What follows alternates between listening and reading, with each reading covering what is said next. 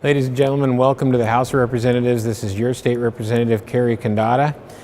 Well, I hate to bring bad news, but will be evident by the time you see this video that we are not going to make it out in 105 days. Budget talks have come to a bit of a stalemate, and I suspect they will continue over the next week or so to see if there is any way to get things back together.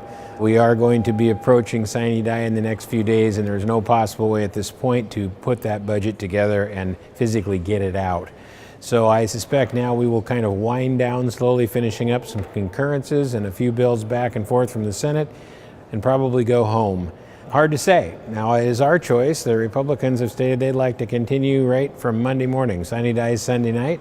We'd like to start Monday morning and get this done, but the majority party in the House has said no, that's not likely. They may need some time off. Well, I guess we'll see. Let's review where we're at and what the differences really are. Both budgets fund the McCleary decision at different levels, but very closely at $1.3 and $1.4 billion. That's the largest commitment to education in 25 or 30 years. It puts our total education commitment at more than half of the total budget. So on both sides, we agree there. Both of them give raises to state employees and COLAs to teachers. The House budget does give more than a COLA to the teachers and gives a slightly larger amount to state employees. However, both do include raises. So that's all in agreement.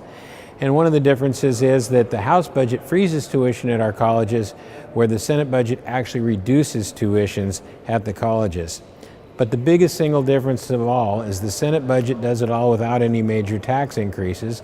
And frankly, for our area, actually includes tax preferences for food processors, for data farms, and for Alcoa, our aluminum smelter. Now, those three are very important. All three of those industries are important to our area. Those are included in the Senate budget, again, with no new tax increases.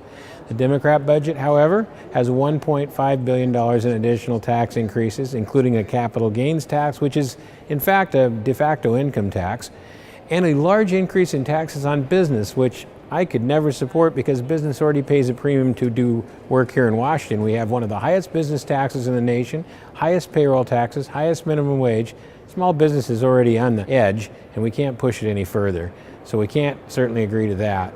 And there's a number of other small taxes also included in that package. But here's the bottom line, folks. We have $3+ billion more to spend in this cycle than in the past cycle. That's a 9% increase. If we stay on a consistent increase basis, budget to budget, we can sustain those budgets and continue moving forward. When we try to go from 9% to 15 or 20%, we have major problems in the outgoing years. We can't sustain that budget. So even with those tax increases, it would be doubtful whether we could sustain the budget over a 4 to 6 year period.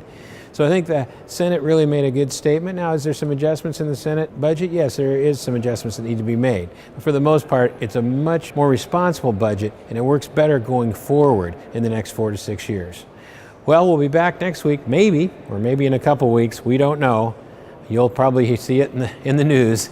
For now, this is Cary Condotta, your state representative. I'll stay as long as necessary to get the job done. Thank you.